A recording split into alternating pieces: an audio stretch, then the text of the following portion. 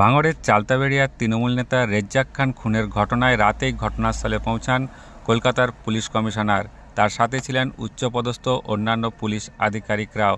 তারা ঘটনাস্থল ঘুরে দেখেন, এর পাশাপাশি তদন্তের অগ্রগতি নিয়ে বৈঠকও করেন। রাতেই ঘটনাস্থলে পৌঁছায় ডগ স্কোয়াড।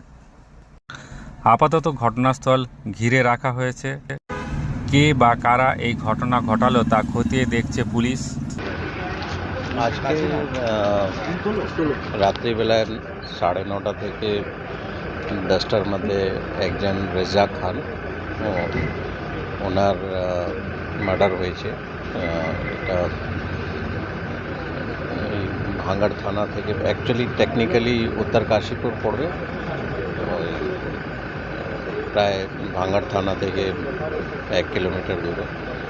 সেইগুলো তদন্ত করে পুলিশ দেখছে ডিটেলস।